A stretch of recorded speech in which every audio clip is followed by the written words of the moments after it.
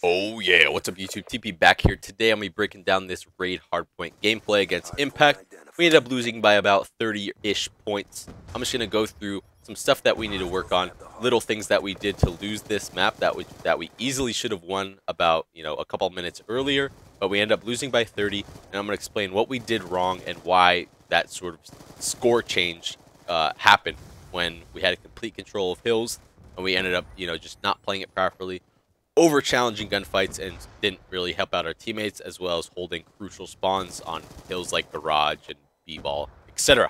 So hopping into this, they win the sort of initial breakout.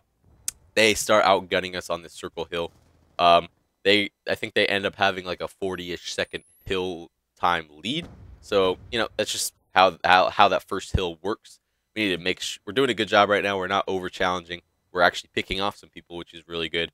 Making sure that they can't build any score streaks off of us, and we're doing a fine job of rotating the kitchen, and hopefully we can sort of even out the score from there. So I'm just kind of hanging out in the middle. I pick off one, I get found. That's not a huge deal. I'll get this good spawn.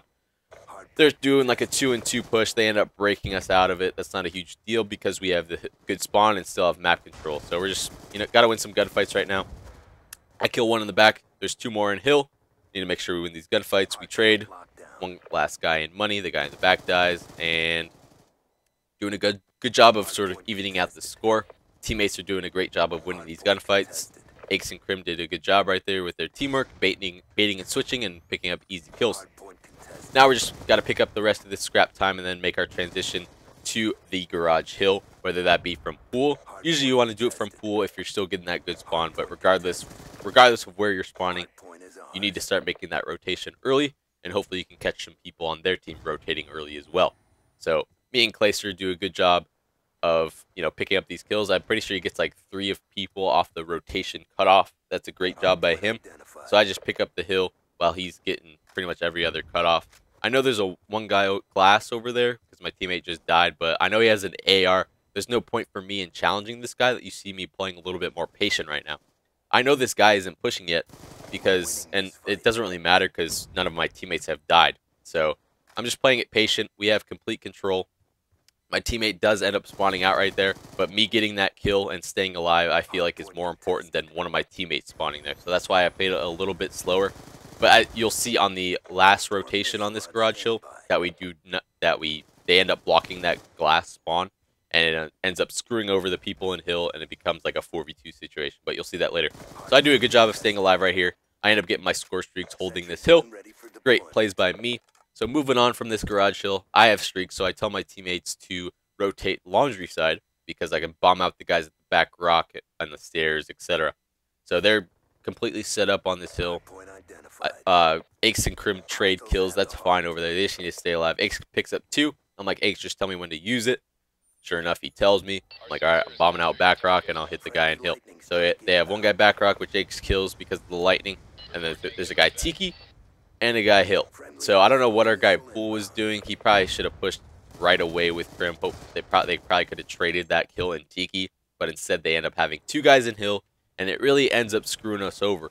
That was a little bit of a communication. Crim thought we were pushing from top the same time he was pushing from bottom, but me and Aches were still pretty far away because I was calling my score streak and Aches had to kill that guy at back rock. So it was just sort of a timing thing, and our communication was kind of off. Crim thought we were closer than we actually were, and we could not push at the same time and help him out. But anyways, we end up breaking and pick up the scrap time in the hill so that we still have a good, I guess, a 20-ish second lead going into this square.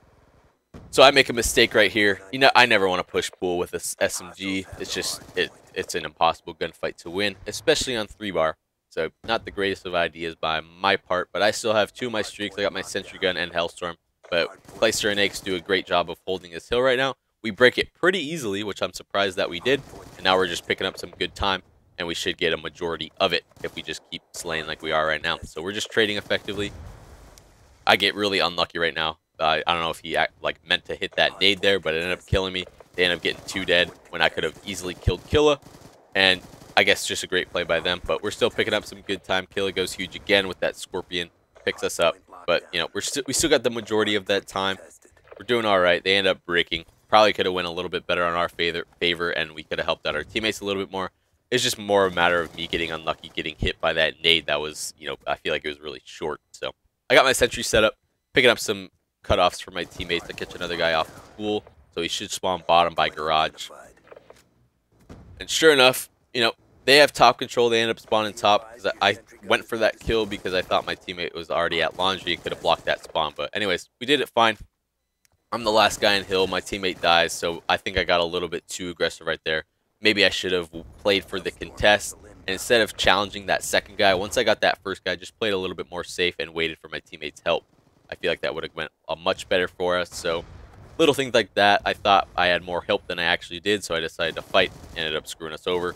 And instead of getting more time out of this hill, we're just, basically trading. So the scores are going to be pretty even after this circle hill. Once again, there's 2 guys left in it. I decided to go contest. My teammate gets 1, and I decide, just to stay alive, not even peeking, just, contesting it. He ends up running all the way around and knifing me.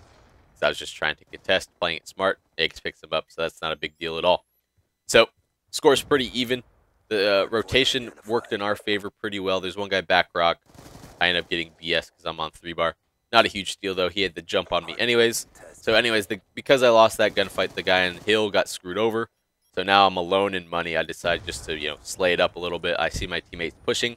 No point for me to go without their help. So I end up getting all these kills right here. Good patience by me and good shots.